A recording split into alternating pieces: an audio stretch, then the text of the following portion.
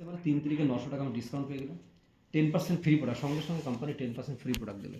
তা 3000 টাকার 10% মানে কত? 300 টাকা।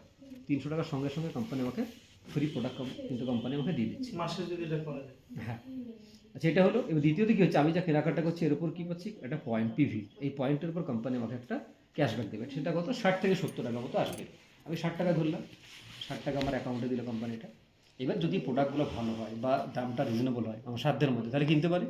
যদি কিনি তাহলে কী হবে? এটা পরপর যদি আমি 6 মাস কেনাকাটা করি, 7 মাস যখন হবে তখন এই 3000 টাকার প্রোডাক্ট কোম্পানি আমাকে পুরো ফ্রি দেবে। এর জন্য আমাকে কোনো অ্যামাউন্ট লাগছে না এক্সট্রা। এটা কন্টিনিউ যদি আমি 12 মাস কিনি, 13 মাস যখন হবে তখন এটা ডবল। এখানে 3000 দিচ্ছে, এখানে ডবল, মানে 6000 টাকার প্রোডাক্ট কোম্পানি আমাকে ফ্রি দিচ্ছে। এইটা যদি পার্সেন্টেজ করি, এটা 25% আসবে পার্সেন্টেজটা, যেটা লয়ালিটি বেনিফিট বলা হচ্ছে। তো 3000 টাকা 25% মানে কত? 750 টাকা। টোটাল যোগ করলে কত হবে? 2010 টাকা।